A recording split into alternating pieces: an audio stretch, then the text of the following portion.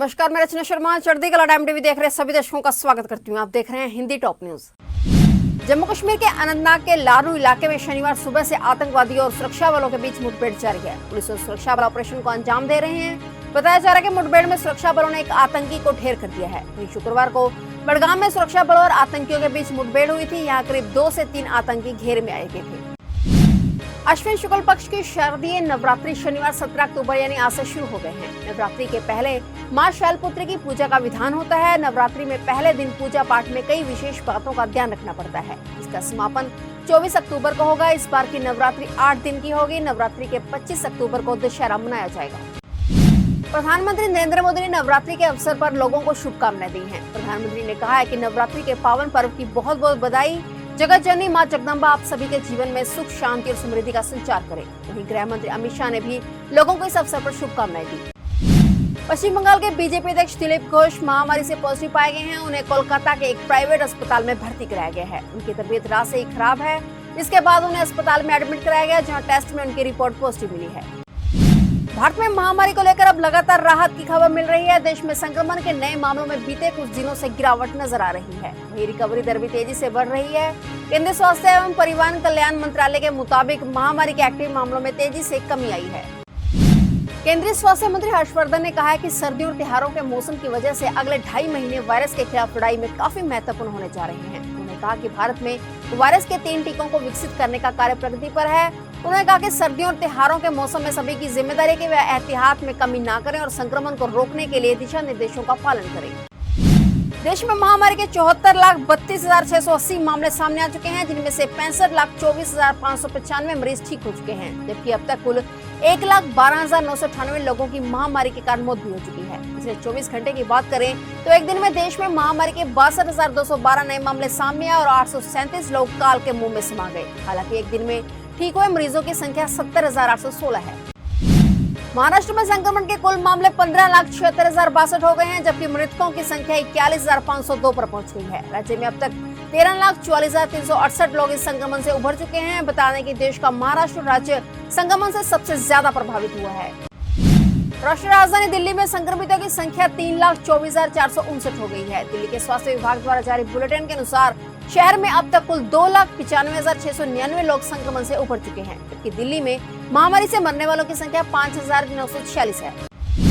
बिहार विधानसभा चुनाव के दौरान सियासत के कई रूप सामने आ रहे हैं। कहीं विश्वासघात है तो कहीं इमोशनल कार्ड। बिहार के मुजफ्फरपुर के बोचहा विधायक और बीजेपी की प्रदेश उपाध्यक्ष बेबी कुमारी का टिकट कटा तो उन्होंने बीजेपी के खिलाफ खुलेआम कुछ नहीं कहा, लेकिन बीजेपी की सहयोगी और एनडीए के घटक वीआईपी के खिलाफ अपना गुस्सा उतारा। बेबी कुमारी ने कहा है कि वीआईपी ने उनका अपमान किया है। अब वह बोचहा विधानसभा क्षेत्र से एलजेपी के टिकट से नामांकन दाखिल करेंगे और एनडीए प्रत्याशी को टक्कर देंगी। यूपी के जालौन में एक नाबालिग छात्रा से गैंगरेप की वारदात सामने आई है। छात्रा बीमार मां को देखने अस्पताल जा रही थी। नाबालिग छात्रा को अकेला देखकर 2 युवकों ने उसे अगवा कर लिया और उसके साथ गैंगरेप की घटना को अंजाम दिया। इस घटना की आपबीती पीड़िता ने परिजनों को बताई, जिसके बाद उरई कोतवाली में मामला दर्ज कराया गया। पुलिस ने तत्काल कार्रवाई करते हुए 2 नाबालिग आरोपियों को गिरफ्तार कर लिया है।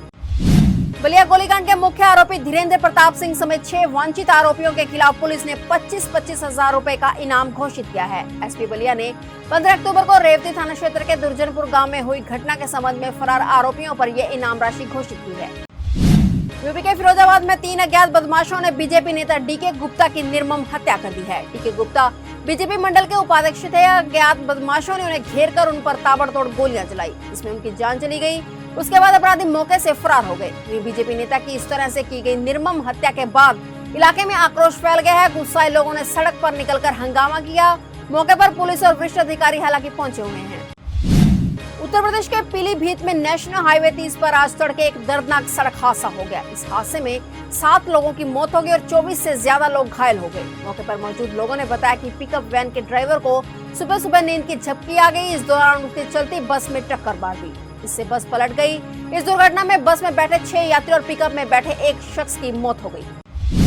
राजस्थान में गुर्जर आरक्षण का जिन्न एक बार फिर से बोतल से बाहर आता हुआ नजर आ रहा है। गुर्जर आरक्षण संघर्ष समिति ने 2.5 साल बाद एक बार फिर से भरतपुर के ब्याना के अड्डा गांव में गुर्जर महापंचायत बुलाई है। गुर्जर संघर्ष समिति के नेताओं का कहना है कि गुर्जर बहुल 80 गांव के लोगों को बुलाया गया है।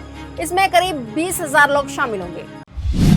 महाराष्ट्र और कर्नाटक में भारी बारिश और बाढ़ से हालात काफी गंभीर है। एक तरफ जहां कर्नाटक में लगातार बारिश हो रही है, वहां तटबंध बांधों का पानी छोड़े जाने से बाढ़ की स्थिति पैदा हो गई है। वहीं महाराष्ट्र में मूसलाधार बारिश के बाद आई बाढ़ के कारण कई लोगों की मौत हो गई है। राज्य में मौसम की मार से किसानों को काफी नुकसान हुआ है। लाखों हेक्टेयर भूमि में बड़े पैमाने पर फसल बर्बाद हो गई है।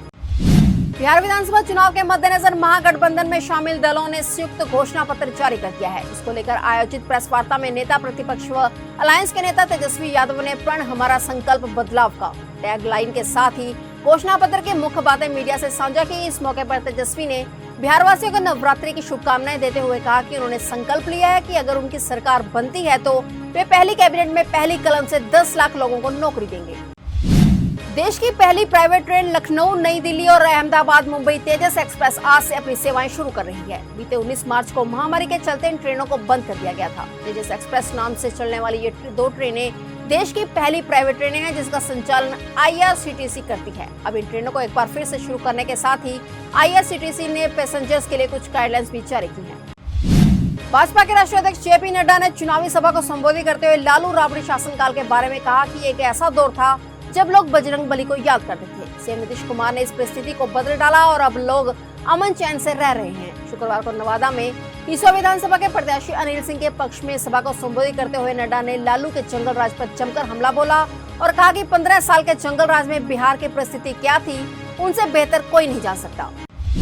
बिहार विधानसभा चुनाव के लिए भारतीय जनता पार्टी ने अपने स्टार प्रचारकों को चुनावी मैदान में उतारना शुरू कर दिया है। इसी कड़ी में उत्तर प्रदेश के मुख्यमंत्री योगी आदित्यनाथ कई रैलियों का कार्यक्रम तय किया गया है। सीएम योगी की रैली पीएम मोदी से पहले रखी गई है। यूपी के मुख्यमंत्री की बिहार में 6 दिन में 18 रैलियां रखी गई हैं। जानकारी के मुताबिक भाजपा नेता 20 अक्टूबर से अपनी रैली की शुरुआत कैमूर से करेंगे। और अपडेट्स लेकर फिर से हाजिर होंगे क्योंकि समाचारों का सिलसिला यहाँ कभी नहीं थमता।